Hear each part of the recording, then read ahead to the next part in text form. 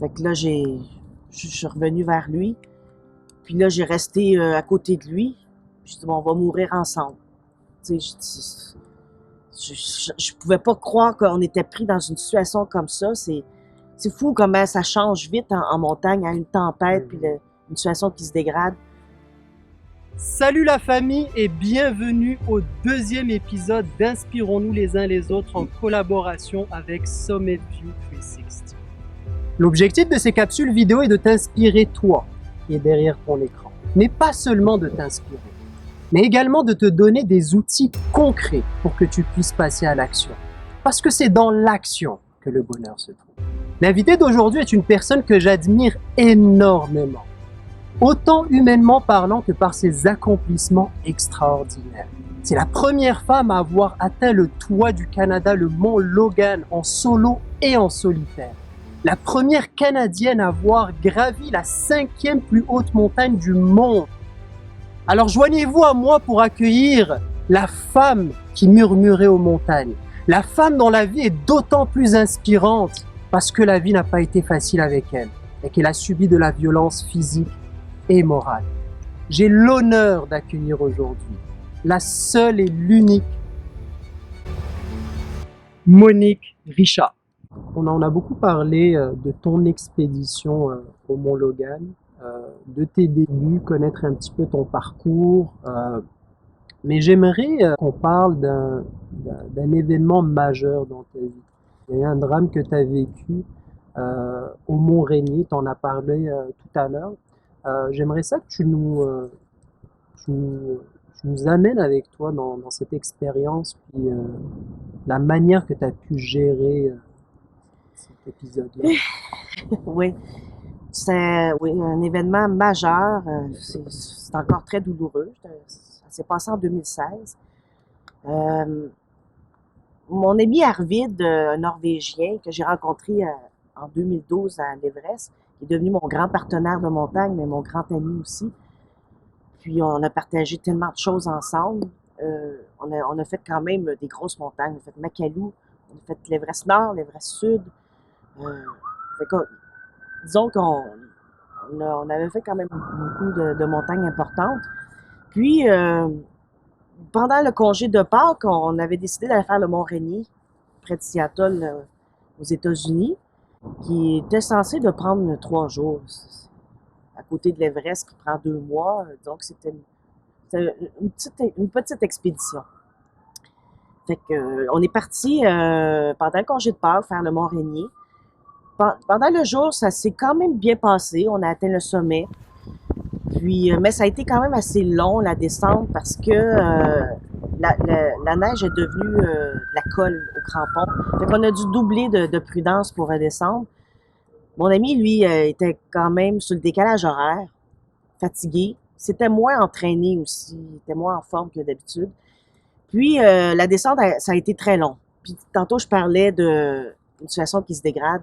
Ben, c'est ça qui est arrivé. La situation s'est dégradée. La neige qui colle au crampon, le fait que ça a pris beaucoup de temps à descendre. Puis, à un moment donné, il a perdu une mitaine. Encore là, un truc qui se dégrade. Puis, finalement, quand on est arrivé avant le refuge, là, il y a une tempête de vent inattendue qui s'est levée. Le brouillard, tantôt je parlais de brouillard, comment ça me fait peur, le brouillard. Fait que le brouillard s'est levé, on a une visibilité complètement nulle. On n'avait pas de GPS. Ça a été une des erreurs, là. Puis, là, il faisait tellement froid. Puis là, on essayait de voir par où. On avait complètement perdu l'orientation. Fait que là, on essayait de voir par où passer. Mais là, le froid, on bougeait pas. Fait qu'on, j'ai dit à mon ami Arvid, Gavien, on va aller près des rochers, puis on va faire le point. Mais là, le froid était tellement percutant que finalement, on est resté toute la nuit près des rochers à attendre que la tempête cesse. Mais la tempête, elle n'a jamais cessé. Puis, ça a été une nuit épouvantable. On était un à côté de l'autre. Moi, ce qui m'aidait, c'est que je tremblais beaucoup. Fait que, mais c'était épuisant, là. Je sais pas si tu sais, mais trembler pendant toute une nuit, j'étais épuisée. J'avais mal au dos. Mais c'est ça qui m'aidait à garder ma chaleur d'une certaine façon. Puis, là, je raconte vite, là, mais là, c'est ça. Au petit matin, finalement, le vent n'a jamais cessé, mais là, à un moment donné, le soleil s'est levé. Ben, je veux dire, la lumière s'est levée. Mais là, c'est quand j'ai vu le visage de mon ami qui était complètement gonflé, gelé. Et là, j'ai compris que lui était beaucoup plus dans une situation critique que moi. Parce que moi j'étais sûre que c'était moi qui allais y passer. Parce que je réagissais beaucoup. Lui, il était calme, parlait pas. Mais quand j'ai vu son visage, sa main aussi, il avait perdu une mitaine. Sa main était complètement gelée. Fait que j'ai essayé de le descendre, mais j'étais tellement affaiblie. Puis, j'ai essayé de le tirer. Puis là, le vent m'a complètement gelé sur place. Puis, fait que là, j'ai regardé mon ami Arvid. Puis là, Arvid a dit « Monique, I'm dying ». Fait que là, je suis revenue vers lui. Puis là, j'ai resté à côté de lui. J'ai dit, bon, on va mourir ensemble.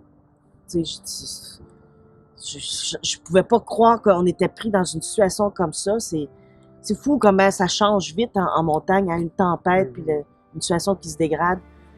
Puis là, j'ai senti mon ami partir.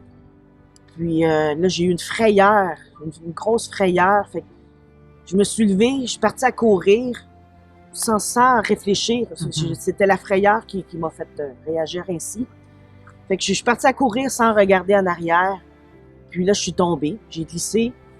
Là, j'ai dit, je vais tomber dans une crevasse. Tu sais, c'était complètement fou, mais finalement, ma chute a cessé. Puis là, il y a eu comme un trou dans le brouillard. J'ai aperçu le refuge. Fait que là, j'avais un point de repère. Fait que j'ai commencé à descendre. J'étais complètement épuisée, sous le choc. Puis là, je suis arrivée près du refuge, puis j'ai vu des gens, fait que j'ai crié. Là, j'ai vu des gens qui ont commencé à s'agiter pour venir me chercher. J'étais tout proche. C'est ça qui était con, parce qu'on était tout proche.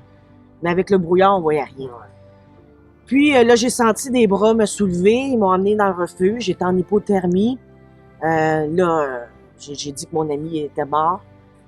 Eux, ils ont mis toute l'énergie sur moi. Il y avait toujours la tempête aussi dehors, là. Fait que là, ils ont pris soin de moi. Vraiment, ça a été des gens extraordinaires. C'était des Américains. Puis, c'est ça. Finalement, j'ai resté là 2 jours dans le refuge parce que l'hélicoptère ne pouvait pas venir me chercher à cause de la tempête. Puis, finalement, 2 jours après, l'armée est venue me chercher. Puis, là, ça a été une descente aux enfers. Parce que là, j'ai réalisé que mon ami était mort, tu sais. Puis, je me rappelle, j'ai voulu revenir très rapidement au Canada pour trouver mes proches, puis essayer de gérer cette crise. J'étais à l'aéroport, puis là, je réalisais là, que je revenais seule, puis j'arrêtais pas de pleurer, puis ça a été les semaines qui ont suivi, les mois, c'est long un deuil, hein, c'est très long. Ça a été très dur. J'avais jamais vécu ça. Puis là, c'est sûr que c'était mon grand ami, hein. Fait que là, je réalisais qu'il était plus là. Je te remercie de nous partager ça, vu que c'est quelque chose de très intime. Et pour les gens, justement, qui vivent des deuils, malheureusement, ça fait partie de la vie. Comment as-tu fait pour, justement, retrouver ta vie normale? Quelles ont été tes actions finalement qui t'ont permis de surmonter cette épreuve-là? J'ai passé beaucoup de temps seule. C'est fou, j'allais travailler parce que bon, c'est un travail qui me permettait quand même de marcher, de réfléchir. Mais je me souviens, aussitôt que je terminais de travailler, je roulais très rapidement en voiture pour arriver chez nous, me réfugier, puis rester. J'avais besoin d'être seule. Ça se passe tellement de manière intime, un deuil, c'est tellement intime, puis ça demande tellement de temps. C'est un processus, hein. Puis, je suis allée chercher de l'aide, c'est sûr. Il y a la maison Montbourquette qui aide les endeuillés. J'ai cherché de l'aide là, mais aussi Jeannette. Jeannette, c'est pour ça que j'ai La petite Jeannette. J'ai adopté Jeannette, mais elle m'a beaucoup aidé dans mon deuil, c'est sûr. Et la voilà, la superstar. Ouais. C'est, ouais, Jeannette, mais c'est un processus. C'est d'accepter que ça demande du temps. Puis, je pensais pas que ça allait être aussi long. Je dirais que ça a pris quand même 2 ans, mais 2 ans d'une très grande intensité, là. J'ai passé des soirées à pleurer. Puis, bon, à un moment donné, ben, ça s'estompe. Puis, tu sais, c'est sûr qu'il va être toujours là avec moi, Arvid. Mais là, c'est sûr que ça fait un peu moins mal, c'est moins intense, cette douleur-là. Mais il y a quelque chose qui s'est brisé en moi, c'est sûr. Après, je vois plus les ascensions de la même façon. Puis, la plus grande leçon que j'ai eue là-dedans, c'est de prendre soin des gens qu'on aime. Arvid, tu sais, souvent, tu sais, c'est sûr que des fois, on chicanait, puis tout ça. Puis aujourd'hui, tu sais, je me dis, tu sais, c'est tellement pas important, parce que qu'est-ce qu'on se rappelle après, c'est tous les bons moments.